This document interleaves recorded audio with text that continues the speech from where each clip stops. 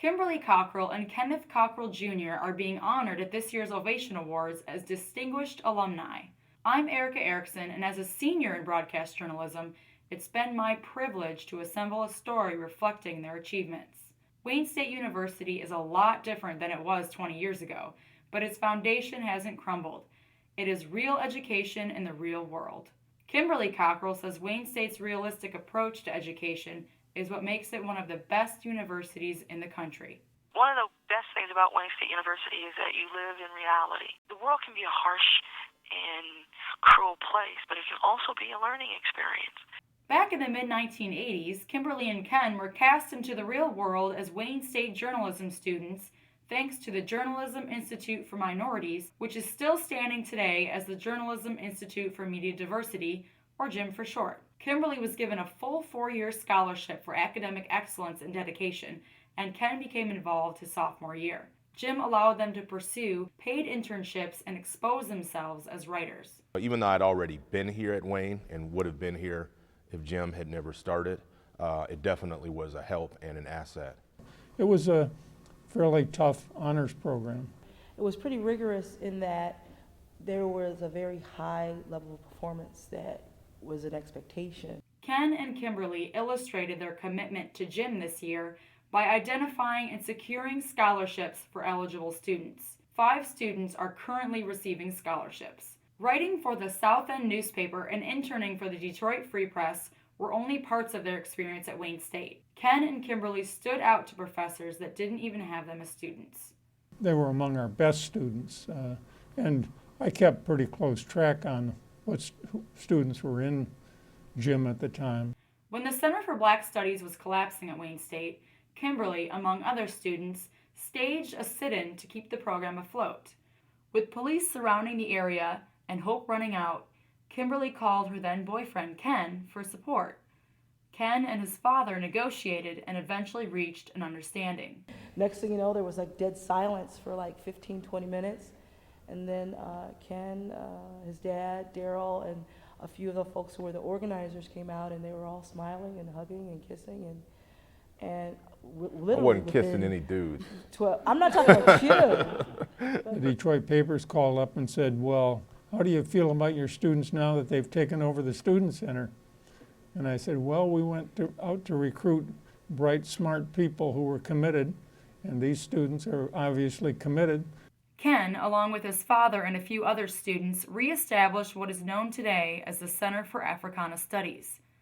But for Ken, there's another reason that sit-in was so memorable. The other reason why it was real significant, important in my life is that that's the last time I ever saw my dad alive. We had a great time together, great experience, and great conversation, and doing something important. Kimberly adds that Ken is the same person he was 20 years ago.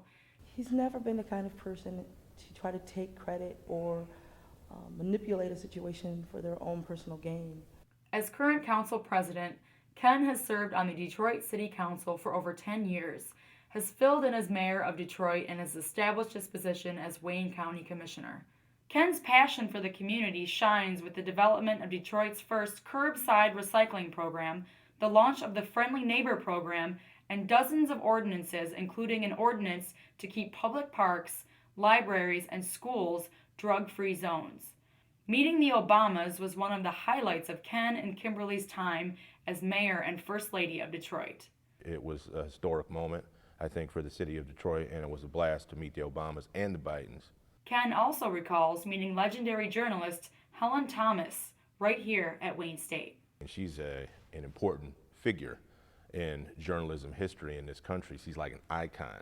Kimberly, as former First Lady of Detroit and current Corporate Project Director of Community Affairs at the DMC, is able to stand out in the community and work with other organizations to better the city of Detroit. As First Lady, she opened up the Manoogian Mansion to the community. She hosted a fundraiser for the Detroit Symphony Orchestra and held an Easter egg hunt for over 300 kids. Kimberly was proud to bring BET's Women's Health Symposium to Wayne State, which held nutritional workshops, free health screenings, and awarded thousands of dollars in prizes. Kimberly, former Detroit public school teacher, says she and Ken want to remind people that Detroit isn't just about downtown. It's about neighborhoods and families, too. Our neighborhood has grown up around us. There's just something about Detroit, something about Motown. It gets in your blood. Ken and Kimberly have lived their lives respecting their heritage and remembering to stay true to their solidarity and faith. They still live down the street from Wayne State's campus and say Wayne State students should take advantage of Detroit's urban environment. It's a college campus right in the heart of a major big city. You can take a morning class and grab the bus, go down to Comerica Park, watch the Tigers play. That's a different kind of environment. Their dedication to Detroit, their family, their community, and above all, their personal values have made Ken and Kimberly leaders as Wayne State University graduates. The Distinguished Alumni Award, presented to both Kimberly Cockrel and Kenneth Cockrel Jr., is a natural fit.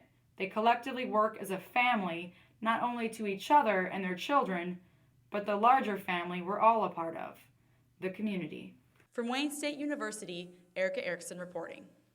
You can go anywhere in the world and survive if you can survive a Wayne State University education and a couple of years living in the city of Detroit.